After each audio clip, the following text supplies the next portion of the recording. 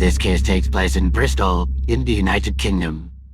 On the morning of the 23rd of September 2015, a woman named Dr. Nick White was awakened by the sound of her doorbell ringing, accompanied by the sounds of screaming and shouting. She opened her curtains and peeked outside. She saw a man dressed only in his underwear. He also appeared to be covered in mud from his head to his shoulders. At first, Nick thought this was some kind of weird joke or prank, but the man was screaming and begging for help. And then, a man named Thomas Sweet came out of one of the flats down the street, wielding a golf club. Thomas was no attacker. He too had heard the sounds of screaming and shouting and was worried that somebody needed some help. At first, he thought the sounds were due to a couple of foxes fighting, but then he realized it was a person screaming. He had come outside to assist. A couple of the other neighbors in the area had also come outside to see what was going on. They approached the screaming man, and they realized this really wasn't some kind of strange prank, and he wasn't covered in mud. They realized this man's skin was literally melting and was coming off in clumps.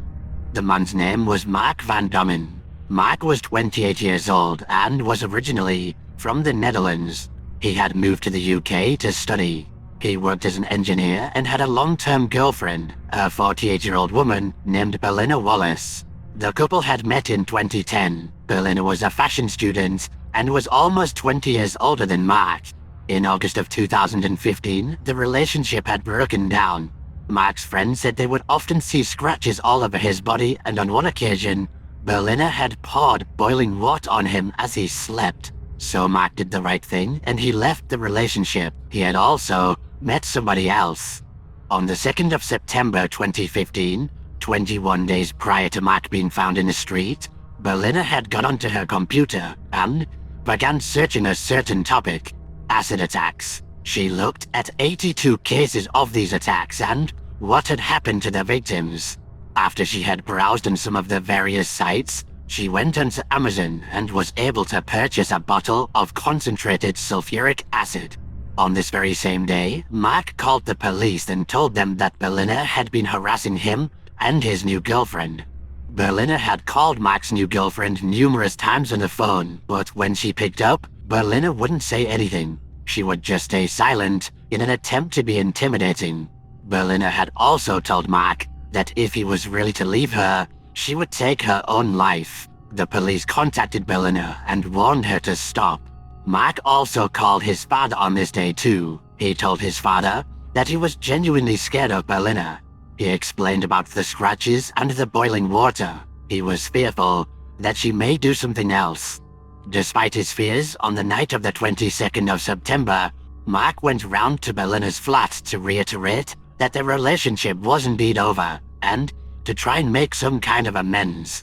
Mark had also decided to stay the night. At around 3 a.m. on September the 23rd, Mark was sleeping in bed. Belinda got up, walked into the kitchen, and poured some of the acid she had bought into a cup, and then returned to the bedroom. She woke up Mark, laughed at him, and said, "If I can't have you, then nobody can." Belinda then threw a large quantity of concentrated sulfuric acid directly into Mark's face. Mark was instantly in a tremendous amount of pain. He was able to run outside, and the neighbors came to his assistance. They found him screaming in agony, begging for somebody to help him. The neighbors called the emergency services, and they told the operator that his ex-girlfriend had thrown acid in his face. They then assisted Mark, guiding him into a flat so he could take a cold shower to soothe the pain until the paramedics arrived. The paramedics arrived on the scene and found Mark in a horrendous state. He was foaming from the mouth and had extremely severe chemical burns on his face, chest, shoulders, arms, and legs. They quickly administered pain relief and rushed him to hospital. On the journey there, Mark was repeatedly saying that he couldn't see anything. The paramedic looked into his eyes only to see that one of his irises had dissolved. Mark told the paramedics exactly who was responsible for doing this to him. He begged for the police to go and check on his new girlfriend. He was worried that she too could have suffered the same fate. The police made their way over to Belinda's flat, and inside, they found her just sitting on the sofa. She was of course quickly arrested. The police checked on Mark's new girlfriend and thankfully, she was absolutely fine. When Mark arrived at the hospital, he was able to catch a glimpse of himself and saw the extent of his injuries. Mark screamed and stated that he no longer wished to live. Mark had to be put into a coma for 4 months due to the extent of his injuries. He was only able to breathe with the assistance of a ventilator. The acid had also caused a great deal of damage to his lower left leg, so much in fact that it needed to be amputated. The sulfuric acid had continued to burn, not only through the skin and muscle, but also all the way down to the bone.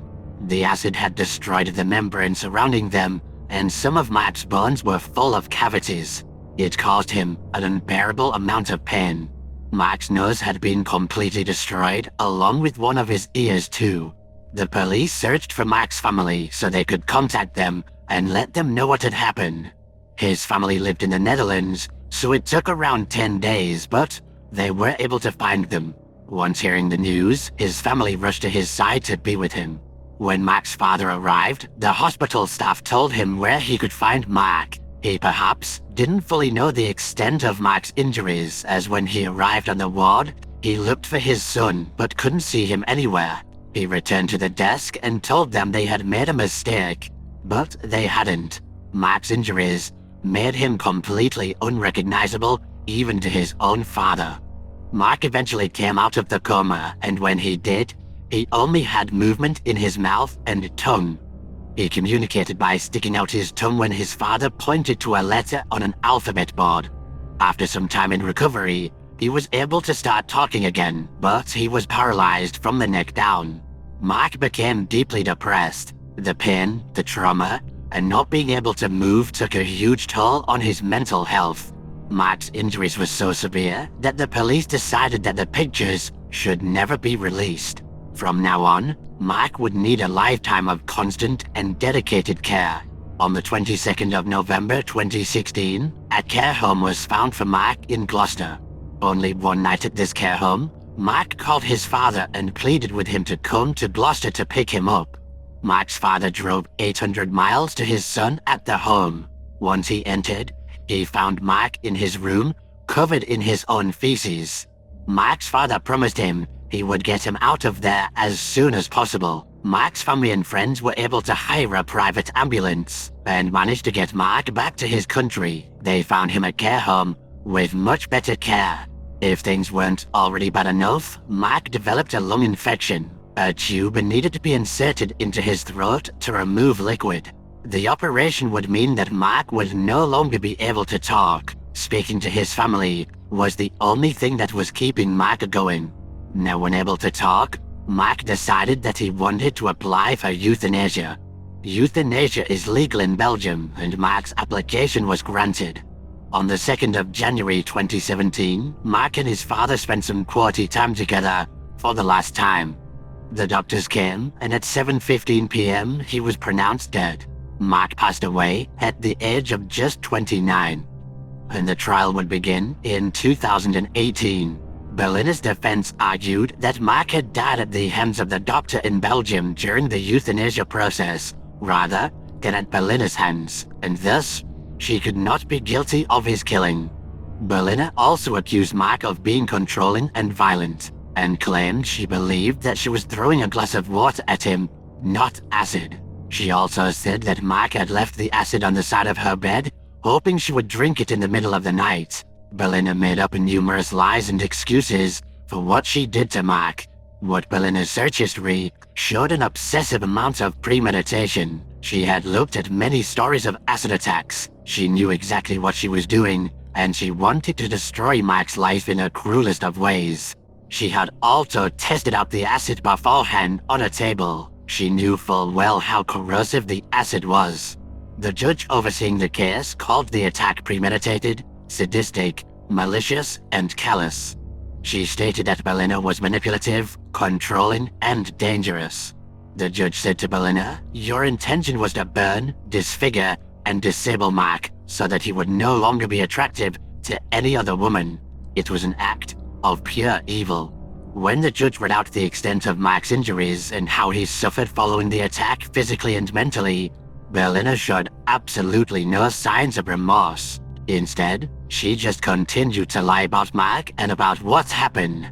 In the end, she was cleared of murder and manslaughter, but was found guilty of throwing a corrosive substance with intent. Berliner was sentenced to a minimum of 12 years in prison. There are now marks on the doorbell that Mark rang when he pleaded for help. The acid that had burned through his skin had also corroded the metal, a chilling reminder to the locals who live in the area. The fact that there are no images of Mark makes me wonder just how bad the injuries were. And as I said earlier, even Mark's father was unable to recognize his own son. To me, acid attacks are one of the most evil and twisted things that a person can do to somebody. Not only does it cause a great deal of pain, but it also causes lifelong disfigurement. An acid attack also damages your muscles, skin, and bones in a way that hinders mobility. There is constant discomfort for the rest of your life that never ends, and the victims often need regular surgery. The victims also suffer PTSD, depression, and anxiety. The burns also result in a greater chance of developing cancers. It is a level of cruelty that is just unfathomable to me. In my opinion, someone who carries out such an attack deserves life in prison. Sadly, people all over the world suffer from these attacks. They tend to be fueled by jealousy, or somebody wanting to seek revenge for cheating, or even if a partner just wants to leave. I know that here in the UK, they have been used in gang attacks. I'll do my best to cover more of these kinds of cases. Perhaps I'll make a long-form video on the topic and see what happens.